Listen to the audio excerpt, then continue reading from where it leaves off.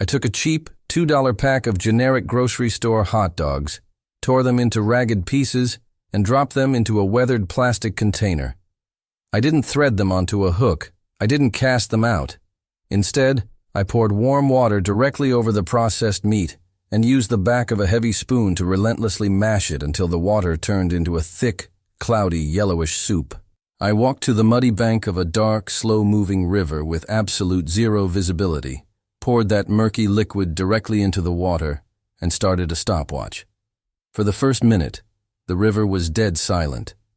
But at exactly 1 minute and 47 seconds, the surface of the water violently erupted. A massive swarm of channel and blue catfish began boiling, thrashing, and aggressively competing for an invisible food source that wasn't even solid. The multi-billion-dollar tackle industry desperately wants you to believe that creating this kind of instant biological reaction requires their $40 bottles of laboratory-engineered amino acids and proprietary synthetic dips. I'm going to show you exactly how $2 of cheap, processed meat and a thermos of warm water create a chemical shockwave that physically hijacks a predator's central nervous system, forcing them to swarm your location in under 2 minutes. Walk down the catfish aisle of any major sporting goods retailer today, and you will be met with a wall of specialized, highly marketed attractants. You will see shelves packed with imported stink baits, complex punch baits, and specialized dip tubes.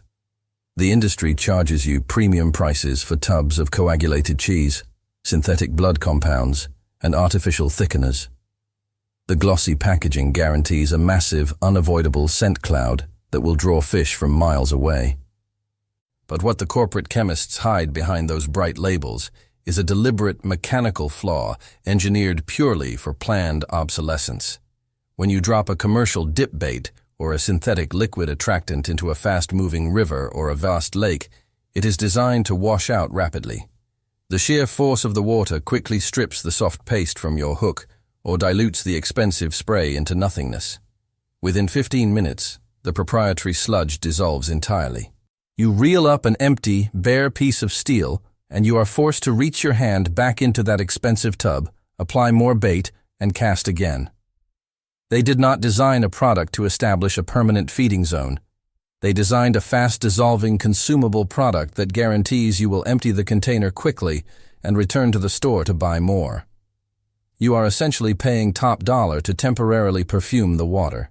To understand why a liquid hot dog slurry systematically dismantles these expensive commercial attractants, you must first look past the marketing and dive deeply into the raw, uncompromising neurobiology of the catfish. Apex scavengers and predators like the blue catfish and the channel catfish operate in deep, muddy environments where the penetration of light is completely non-existent. They do not hunt with their eyes. Relying on visual cues in dark, turbid water would mean starvation. Instead, evolution has equipped them with one of the most terrifyingly efficient chemosensory systems on the planet. A catfish is essentially a giant, free-swimming tongue. Their entire bodies, from their long barbels to their flanks and all the way down to their tail fins, are covered in over 175,000 independent taste receptors. They are constantly, obsessively tasting the chemical composition of the water column. When they detect a food source, they do not just smell it in the way humans perceive odor. They track the chemical gradient, reading the microscopic changes in the concentration of amino acids and animal fats suspended in the current. Now consider the chemical matrix of a cheap, generic hot dog. You might think the more expensive, all beef franks would be superior. But in the aquatic environment, the absolute cheapest links perform the best.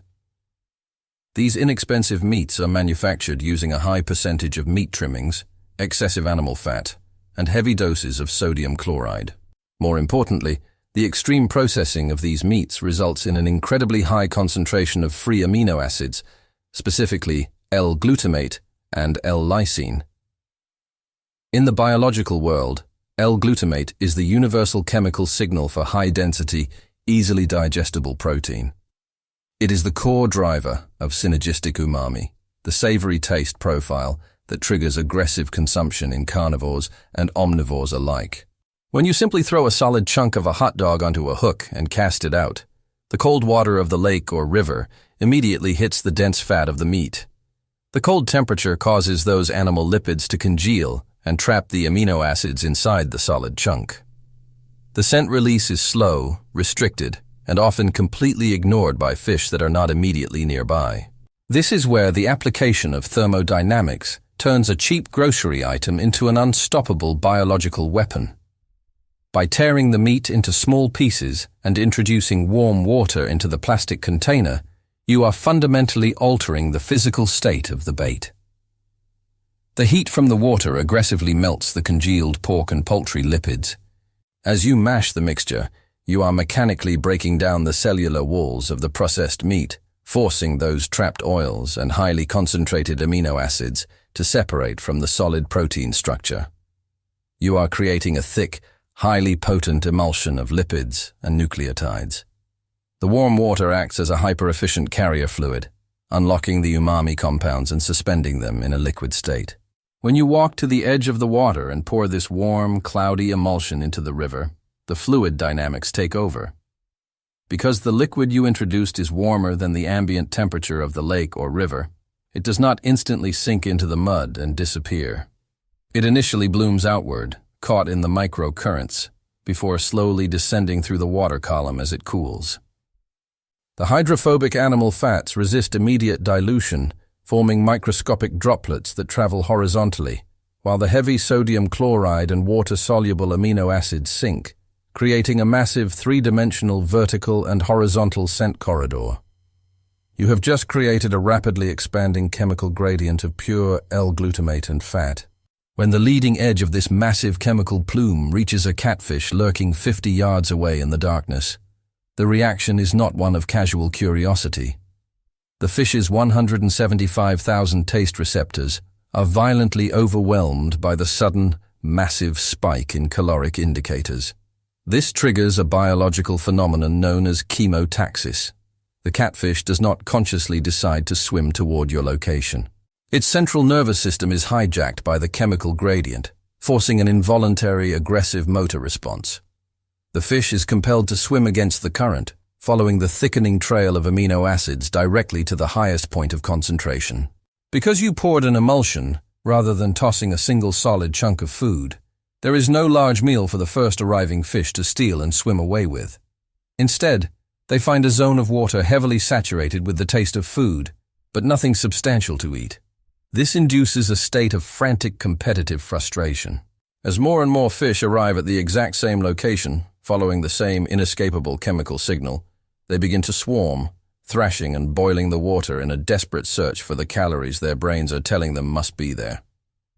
Generational fishermen, the men who survived the hardest economic times in history and fed their families from these rivers, understood this mechanism intimately.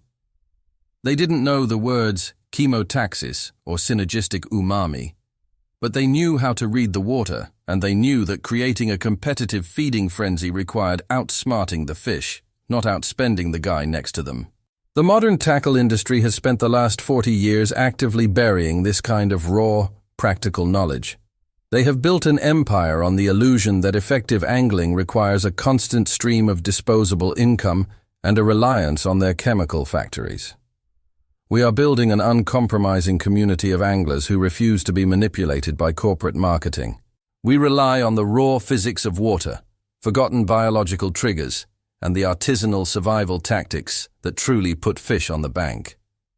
If you are ready to stop funding the tackle industry's quarterly earnings and start mastering the actual science of predatory fish, hit that subscribe button right now. We are taking the power back from the corporations, one cast at a time. And I want to hear directly from you. The knowledge we share in the comments is the foundation of this resistance. What is the strangest, cheapest piece of grocery store food or pantry scrap you have ever mashed up and thrown into the water to attract fish? Did it trigger an instant frenzy, or did it completely fail? Drop a comment below and share your exact method. I read every single story, and your real-world field experiences drive the direction of our next deep scientific investigations. When you take this tactical feeding trap out to your local water, you must execute the setup with strict discipline. Do not prepare the emulsion at home hours before your trip. The mixture must be warm when it hits the water to ensure maximum dispersion of the fats. Bring a small thermos of warm tap water with you to the bank. When you locate the structure you want to fish, a submerged log, a deep hole, or a current break, prepare the slurry right there on the spot. Mash the cheap meat aggressively until the water is completely opaque and yellowish. Pour it directly into the current slightly upstream of your target zone, allowing the natural flow to carry the cloud down into the structure where the big fish are holding. Wait the full 2 minutes. Let the swarm develop. Let the frustration build. Only then do you cast your actual rig into the very center of that chemical cloud. You can use a simple piece of cut bait, a live worm, or even a solid chunk of the same cheap hot dog on a circle hook. By the time your hook hits the bottom, the fish are already in a state of hyper-alert competitive aggression. They are actively vacuuming the bottom, desperate for the solid food source that matches the overwhelming chemical signal in the water. When they find your bait, they will not nibble cautiously. They will inhale it with the absolute ferocity of an apex predator competing for its survival. You do not need a $40 bottle of synthetic liquid to command a river. You just need to understand the thermodynamics of fat, the biology of amino acids, and the simple truth that nature responds to real chemistry, not a price tag. Keep your hooks sharp, trust the raw science of the water, and I will see you out there.